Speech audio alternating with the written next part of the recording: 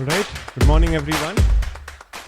We're going to be continuing with the Gospel Essentials series. And this morning, as just as the prayers that were made and just the theme of the worship, I just genuinely sense that God is doing something very specific in our midst. And I want to ask you as we start that I want you to think about, just close your eyes and just think about something that you want to bring before God this morning. It should be something that, it's the big thing in your life. It's the thing that's could be a negative or a positive thing, but something that you really want to see changed, transformed, and bring before God this morning. It could be one of the big sins that nobody knows. It could be a character issue. It could be a transformation. It could just be that we spoke of this morning, a desire to draw near and love God more. It could be a change in situation. It could be something that's just been burdening you for a long time and it's just been there. And this is that big thing. I'm not going to ask you to share it with anybody. So don't worry. This is just between you and God. Something that is really there and it's been there for many, many years, living with you for a long time. And I want you to bring that to God this morning as we start.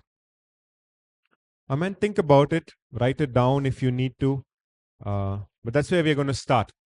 And we're going to start and talk about the transformative power of Jesus this morning. You know how powerful, we've been talking about the gospel. Last few Sundays, we've been talking about the Orthodox faith and how we're not just following a doctrine or a teaching, but we are following a person who's Jesus Christ. Anu spoke about the assurance that we have in this gospel and the good news that it gives us, not based on what we do, but what God has done for us. And last Sunday, we spoke about the 5-chapter gospel. We spoke about, anyone remembers the 5 steps? Creation, fall, redemption, renewal, and restoration. The 5 steps that we spoke, and we spoke a lot about renewal. And so this Sunday and next Sunday, we're going to be talking about renewal. But this Sunday, I want us to focus on the source and the power of that renewal. Okay, often we can again keep the source of renewal as being a good idea, or a set of beliefs that we need to follow, or a to-do list that we follow these things, or we follow the 5-step gospel and we do this and renewal will happen. No, the focus this morning is clear that this renewal happens through the person and the work of Jesus in our lives. All right, and so this morning I want us to be amazed by how powerful Jesus is, and how no matter how impossible or how extreme the situation or the issue or the problem, how Jesus is able to deal with that. So open with me to Mark. We won't be able to read through the entire chapter 5 because it's a long chapter, but I will just be going through. So open with me and keep Mark open with you. We'll be going through. There are 3 stories that are here. So Mark chapter 5, verse 1 onwards.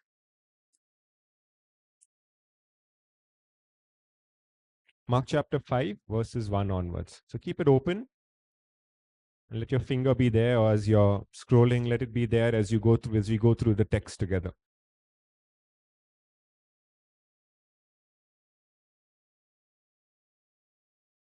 Okay, are you with me? Yes? Yes, fantastic. Jesus has just calmed the storm. You get that? Let that sink in. Jesus has just calmed the storm. All of nature, it was one of the scariest, craziest storms that they experienced. All the disciples thought they were about to die. It was going to be all over, game over for them. And suddenly, Jesus comes out and he doesn't use scientific knowledge or some device or some superpower, nothing. He just stands there on that boat in the presence of his 12 disciples and he just tells the wind and the wave to stop, be quiet. And that's what happens. So this is the zone Jesus is in. This is the zone Jesus is in as he crosses over to the other side. He moves from Galilee. They say he goes to the other side across the lake and he goes to the region of Gerasenes. And he gets out of the boat and he encounters a horror story. You can imagine that this is the kind of story, if it was made in a film or thing, there would be like this creepy tune coming at the back, and now you get a jump scare. Okay, this guy comes out of nowhere. He comes there with his, screaming and frothing and jumping and scaring and shouting, and this very scary looking guy. We had, growing up, we had this man, um, and I don't know what it was, but there were times in the nights he would just run across our street. He would be jumping, biting his thing, and then screaming and shouting. And maybe he was demon possessed, he was mentally ill. We did not know what. But every time there were nights, he would just be jumping and screaming across the street. And it was very scary. For us as little kids, it was very scary. And so here, Jesus goes firstly to an unknown area where the Jews generally don't go, and he goes into an even worse. He goes into a place where possibly, there are, I'm assuming it's some form of place of a funeral, because he comes from the tombs. So there are all these tombs that are there in that place. And this wild-eyed, unkept man, he comes there and he's possessed by demons. Not one, not two, not three, not 10, not 50, not 100, not 500, not 1,000, not 2,000, not 3,000, not 5,000, but possibly 6,000 demons. Now, why am I saying that? Because when we hear the word legion was a group of 6,000 Roman soldiers and 120 horse soldiers. Okay, so when he's saying, I am legion, so we are assuming at this point, a lot of scholars say perhaps he's referring to the Roman legion, which generally was a unit of 6,000 soldiers. And so when he says, I am legion, this is the worst that you can imagine. There in these tombs amongst the dead, this crazy looking man, perhaps clothes are torn, he's cutting himself, there's blood all over his face, he's frothing from his mouth, his hair is all unkept, he's shaking, nobody likes him, nobody can deal with him, people can't deal with him. All the exorcists of the village would have tried, and they would have tried all their ways, and nobody. So they take him and they put him and tie him in chains, and he's yelping and he's screaming, and if you pass by in the night, he'll be, ah, ah, all these sounds will be coming from there. So it's very scary. It's very, very, very scary. This is the extreme. I think Mark goes to the extreme of trying to explain to us how scared. No one was strong enough to subdue him. No one. Night and day among the tombs and in the hills, he would cry out and cut himself with stones. And Jesus comes. And even when normally Jesus, what he does is he says, get out, But here we see that it's not an easy group of demons, 6,000 of them. Even if they have to get out, it'll take some time. And so they start bargaining. So even here, there's some entertainment that's going on now. There's this tutu meme happening between Jesus and these demons, and they're talking and they're discussing, they are bargaining and they're trying to discuss. Jesus is just saying, no, please, no, let us go. And 6,000 of them. And they are there and they are discussing. And so you see, it's not as simple as just get out. And these demons are there and they're with this man, and it's more scary. And they say, please don't throw us out here. Let us go. And they're bargaining and send us to these pigs. And there are 2,000 pigs over there, and they go on them, and there's this whole big scene. But what does Jesus do? He deals with it. He handles it. However scary it is, however the horror of this whole situation and how scary this man looks and how horrific the situation, Jesus just deals with it. He deals with the storms, quiet. He deals with this man, he bargained whatever, he knew what he was doing, but they were out. They were out into the pigs, off the cliff, into the river. Situation dealt. No issue for Jesus. The extreme situation of this demonic, however,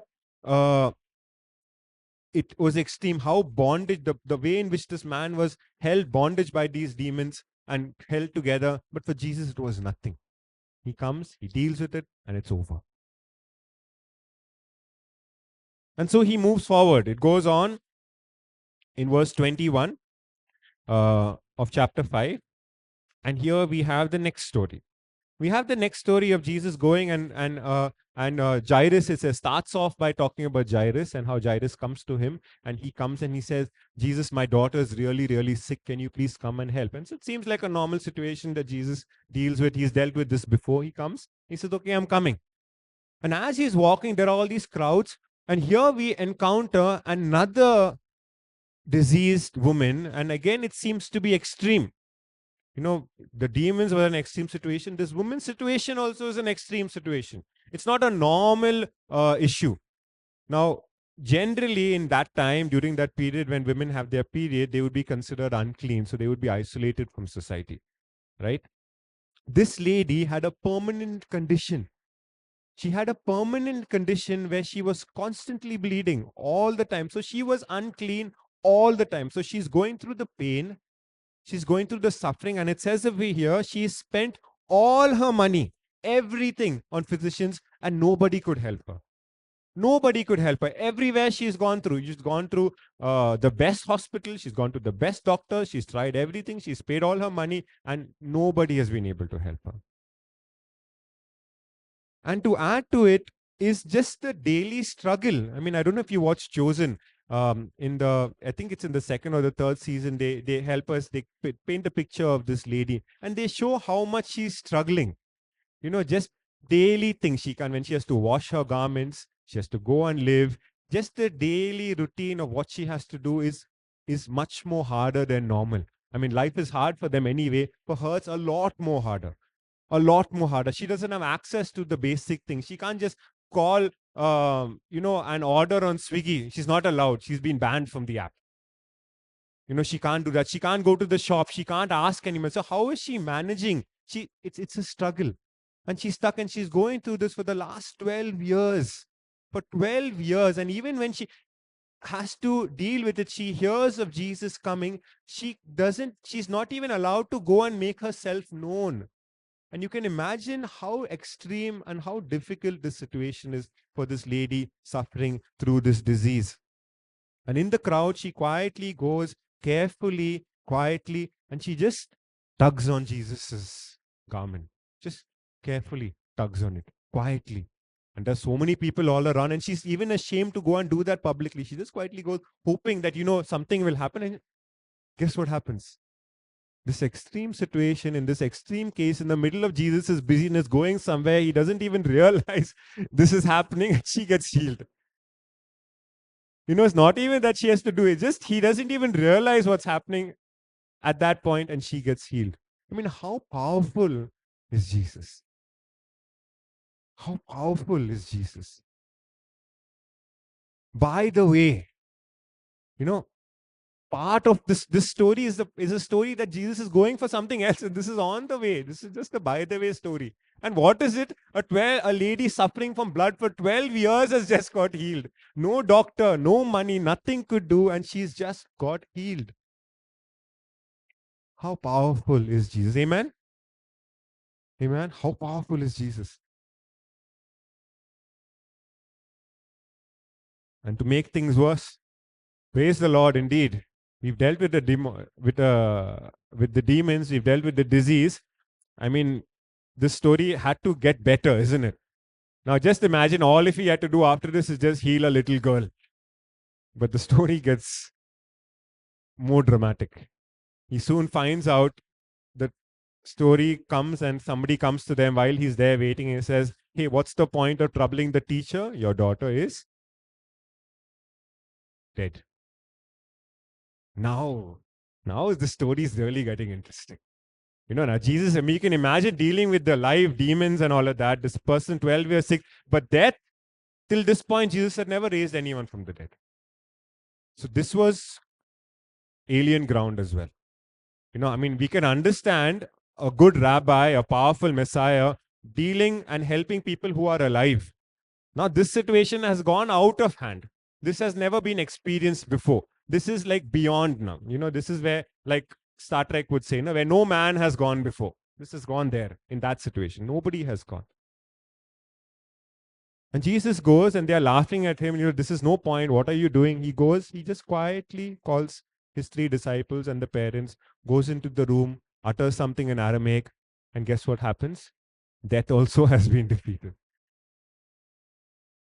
Demons, not just demons, 6,000 demons. Can you say 6,000 demons?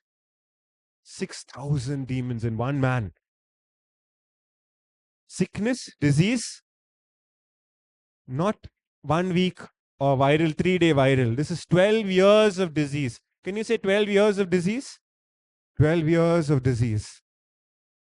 And now, death. Can you say death? Is there anything worse than death?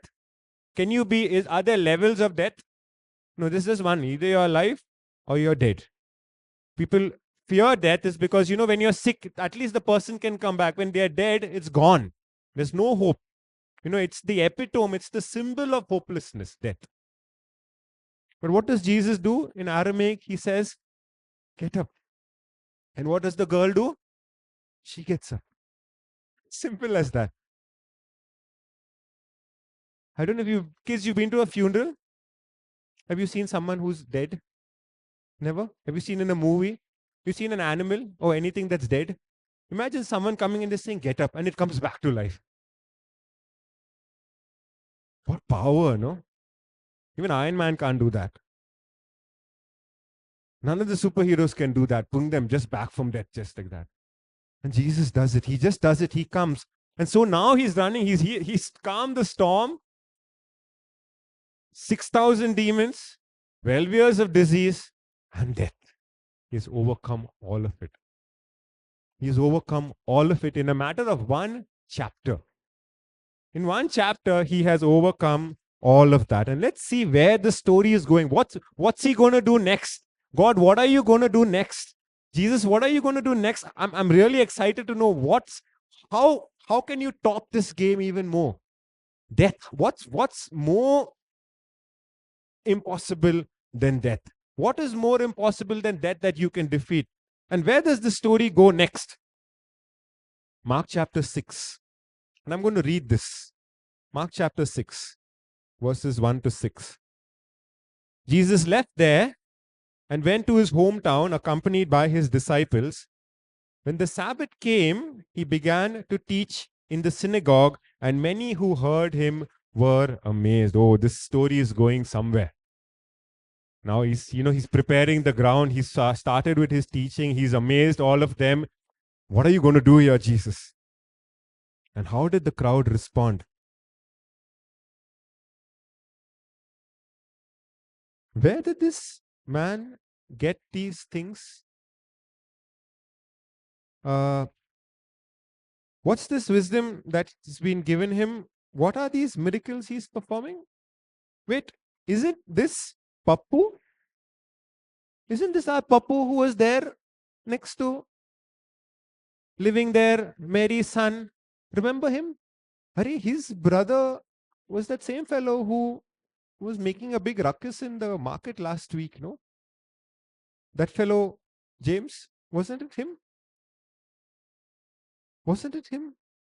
Wasn't he the son of, isn't he Mary's son and not Joseph's son? Isn't he that guy? Where did he come from? How is he doing all of these things? Aren't his sisters here with us? The man who just calmed the storm, 6,000 demons, 12 years of disease and death, comes to his hometown.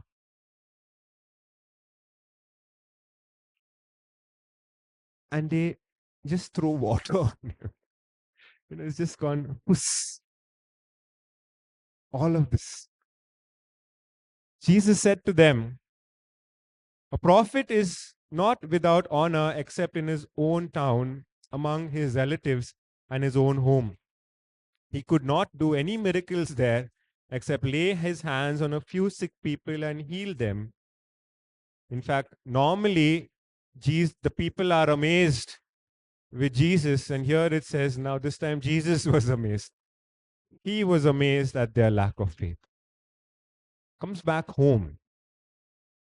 And what do they tell him? Hey, Jesus, you didn't make your bed. Again, you left your towel on the bed.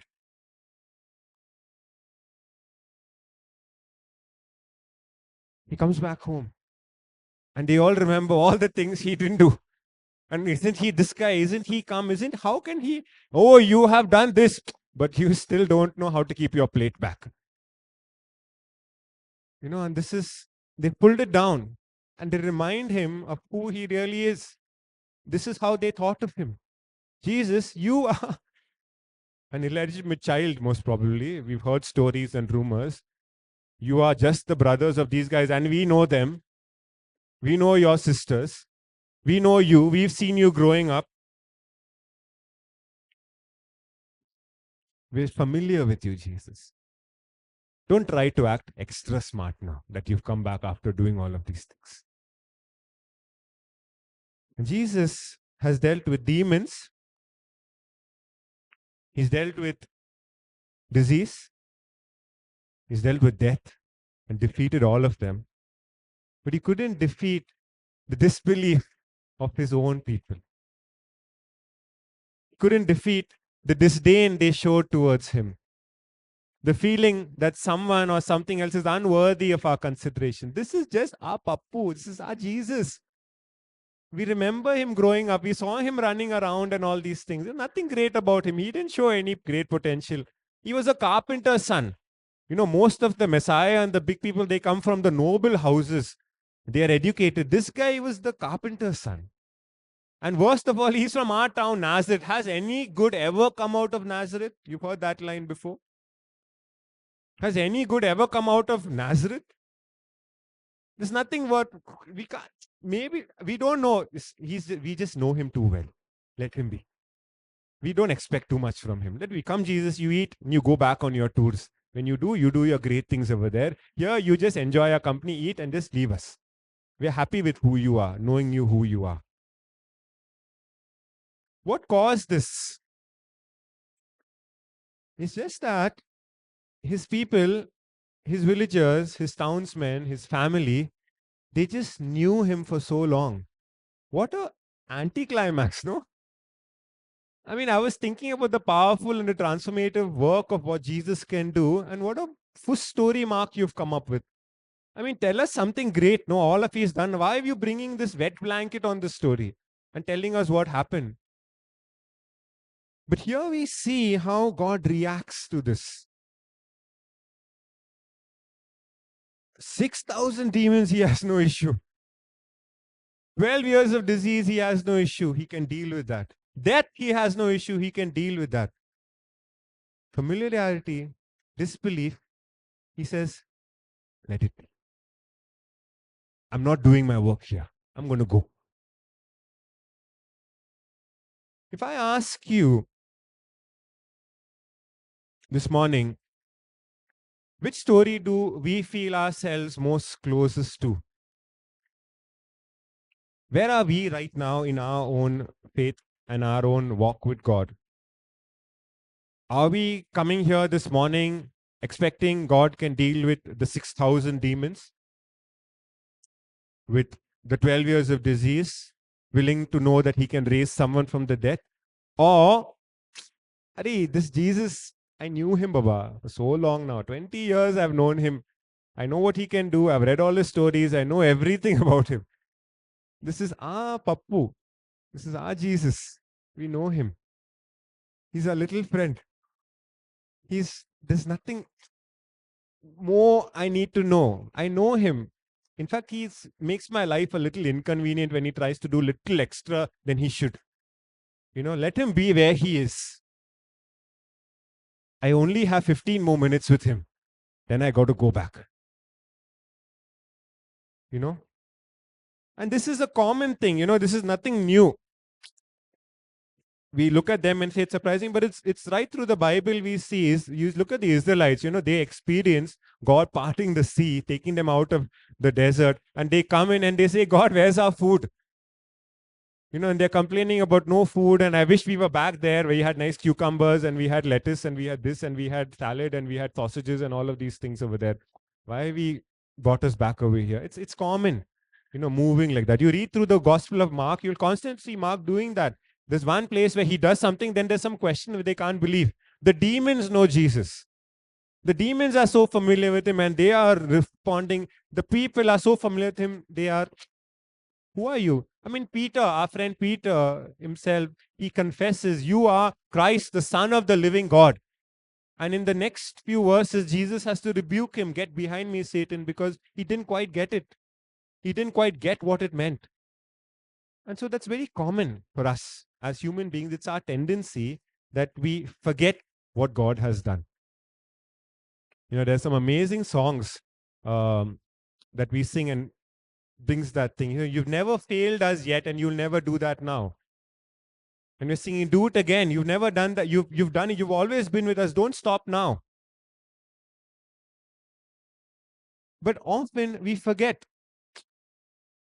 I mean, husbands forget how their wives have been there, and then one issue happens, you shout at them.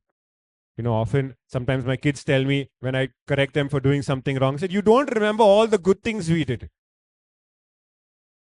It's common tendency for us to forget about what God has done and who He is and what He's doing in our lives and how powerful He can be. We have to keep reminding ourselves that He is the same God who has defeated 6,000 demons, 12 years of death and death, 12 years of disease and death. The same God who came here and they didn't quite even know, what are these miracles you're doing? You're asking Him. I mean, I can so imagine the old uncle, sorry, I not want to be in this group, who's being the fatherly tone. You know that uncle, our fathers sometimes have said that to us, no? When we achieve something or something, but still you still don't know how to do this. You still don't know how to keep your towel back. You still don't know how to, then you brings us back down. And often we do that with Jesus. You still didn't do this for me.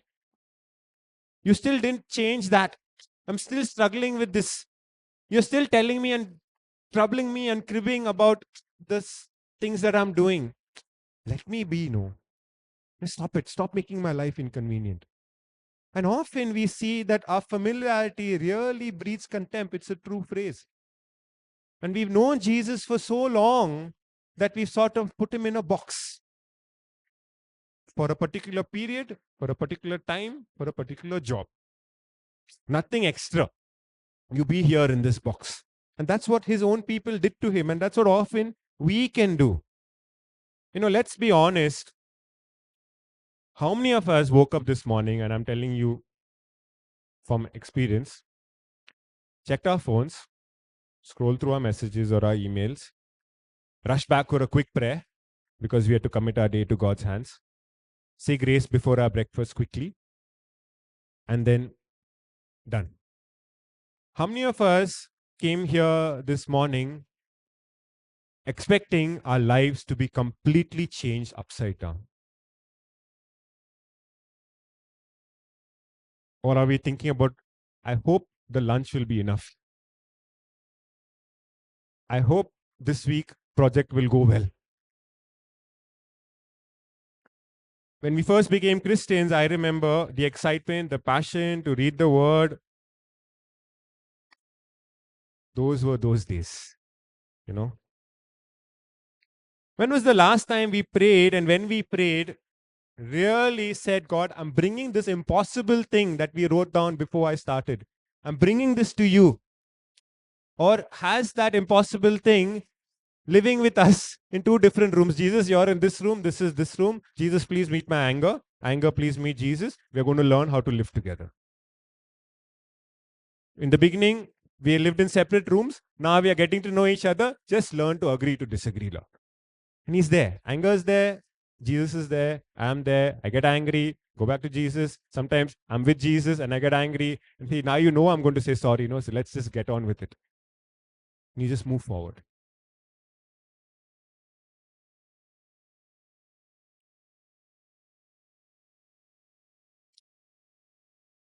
Is faith something we do on Sundays? Or does it shape every aspect of our life? Is it changing us from within, the renewal that we've been talking about?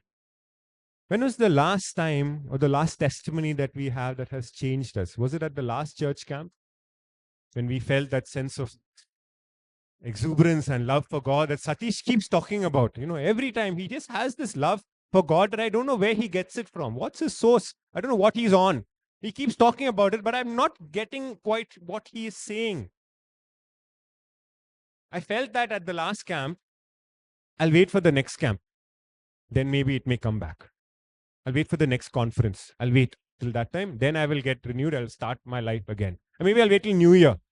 There's still, there are about 4 months left. I'll wait. When I finish that, that's when I'll come back and I'll do that before God. Often it feels like we put God into a box, isn't it? When we get so familiar with Him. And it's true. From all of these stories, I wish I could say that my testimony and my life right now represents one of the three, the demons or the disease or the death. But often I find that this is where I am, most often now.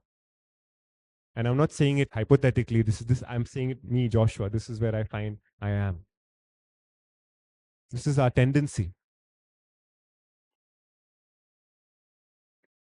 And here is the good news. And we talk about renewal and we talk about what has God done for us and how do we get out of this situation? How do we get out of this trap? And we have to agree to this first. We all have a propensity to make Jesus smaller than He is. We fit Him into our comfortable categories. And this is not a problem with the non-believers or those who are outside. This is an issue we struggle with. I struggle with constantly fixing Him and keeping Him in His place. When we become familiar with Jesus, we are often what we are doing is we are trying to protect our own autonomy. We are trying to have control over our own lives. We're saying, God, let me be what I want to be. I will tell you when it's time for you to speak. I will tell you what aspect of my life you can deal with. You can deal with my diet. Don't deal with my conversation with my husband. That is for me to deal with. You can deal with which parking space I get. I need you for that, Lord. I need you to ensure that my car is not parked in the sun. I hope I get that shady space. But don't tell me how I'm driving on the road. That you don't get involved with. That's not part of your business. Everybody does that. That's true. And this really, when we try to fit Jesus into our own expectations, and we don't want Him to challenge or control us, it's a form of idolatry. It's a form of saying, I'm going to shape you, God, into my image, how I want it to be.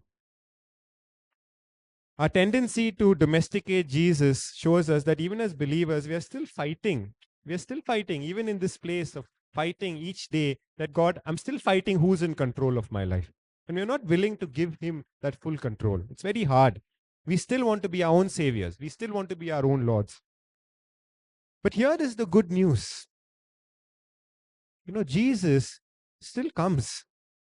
Still went to His hometown. He still went there, taught at the synagogue. He's still coming. He still wants to be with us. He still loves us. He still sees us. He still knows us. And He's still coming. He's still coming to our home. He knows that I burn my chicken every time, but still He's coming to my house to eat food. He knows that. He knows when I say 1 o'clock, I give food only by 3 o'clock. But He's still coming at 1 o'clock to my house to be there with me because He knows and He loves me. And this is the gospel. He knows us and He wants to be with us in our mess. He doesn't just want to forgive us, but He wants to save us and liberate us from our small thinking of Him, of these boxes that we've made. He wants to break that. He wants to help us get out of it. He didn't die for our sins only, but He's died for our shabby, domesticated versions of Him. He rose again to offer us life in His kingdom, in a world that is far more satisfying, where we can experience Him as the God who deal with the 6,000 demons, the 12 years of disease and death. We still have, and He wants us to experience Him in that way. He's calling us. He's saying to us, I know you and I want to be with you all the time. Like the way in which he went across the lake to that demoniac, all the way there, the extreme he went through to save that person. He says, I'm that same God. I will come wherever you want. I will be there. I will come for you. I will walk with you in your mess. That thing which you've written down, you're saying, I can't talk about this to anybody. God is saying, I know that. I know about that. And I don't want us to learn to live with each other. I'm going to give out an exit plan for this guy out of the house to help you get him out. And this is the same God, the transformative power of Jesus. And this is the gospel that has realizing that we are more sinful than we could ever believe. But also we are more loved and accepted than we can ever imagine. They both work together, and that messes our theology, isn't it? That messes up, and that's how God is. That's how Jesus is, going to these places that everyone thought was unclean, everyone thought was messy, and Jesus enters in on his tiptoes. No, he just walks in. Sometimes his leg goes over poo, it goes over this, all of this thing is going to, and he's just walking in, not closing his nose, not holding his breath. He's coming into our lives like that. And he's saying, I want to get you out of there. I've done it before. I can do it again. Don't get familiar with me. Don't treat me like the way you've been treating me all these years. I am more than that. And I'm here for you. And he invites us to believe not just facts, but to encounter him today. He wants to encounter us today. To be continually amazed by his grace, to be challenged by his lordship, to be transformed by his love. Whether we've never known Jesus this way or you've known him all his life, he's the same God who comes now and says, I want to transform you. I want to change you. I want to shape you. I want to inject courage inside of you for the thing you're fearing. I want to give patience for the person you're dealing with. I want to give you strength to forgive. I want to give you grace to love.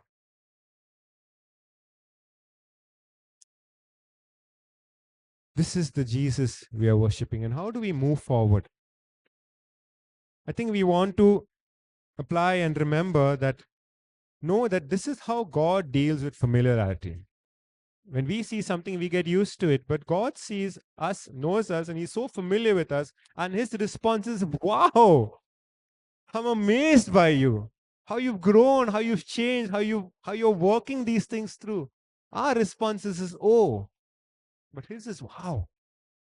And that's how God responds to us. The more he knows us, the more he walks with us, the more he loves us. This is how he responds.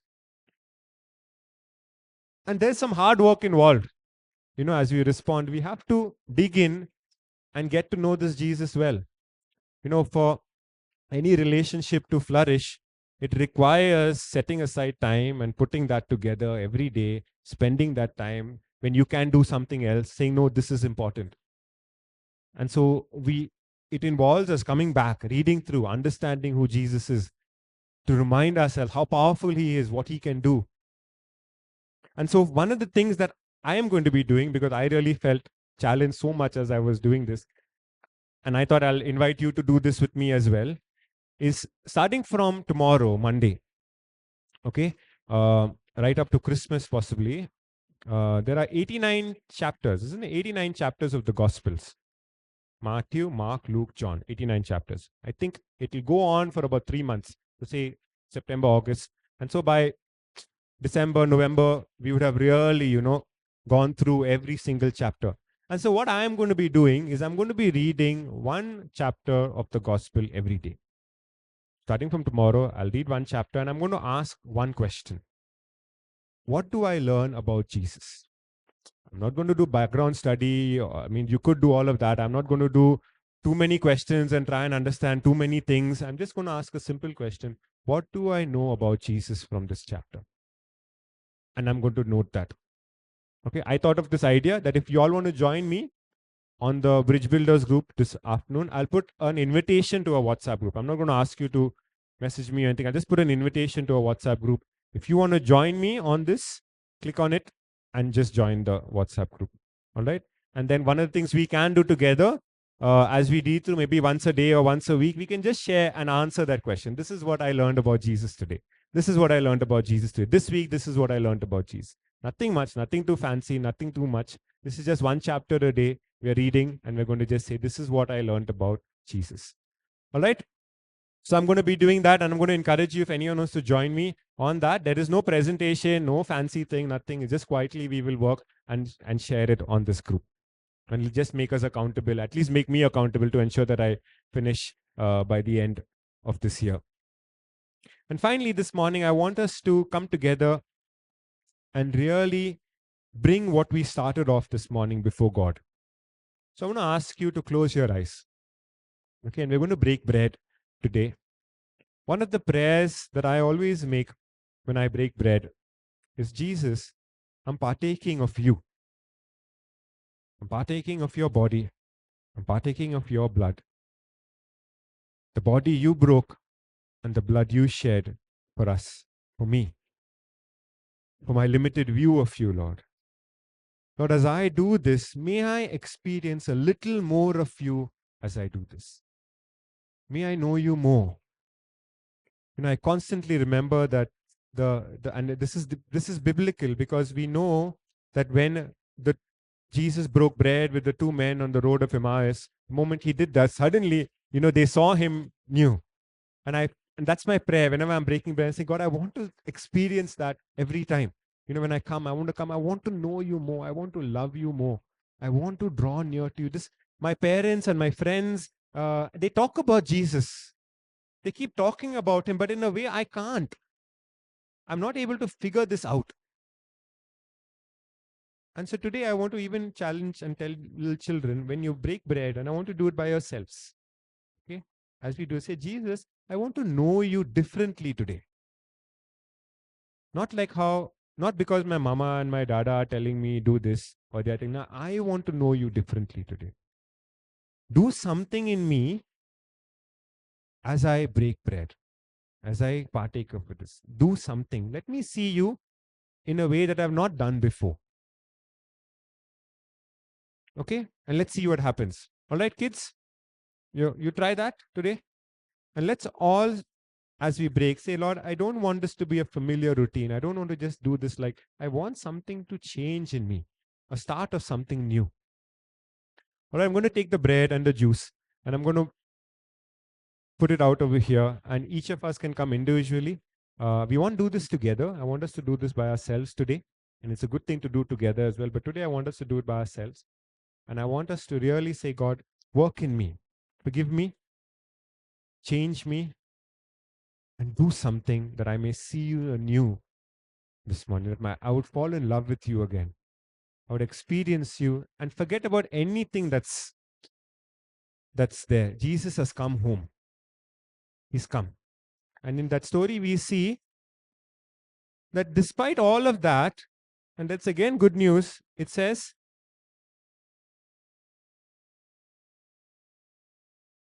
except lay his hands on a few sick people and heal them. How liberating that is. Even in the midst of that, all of that, he comes and he still does something. And God wants to do something in our midst this morning. All right, let's close our eyes and I'll call you when it's ready.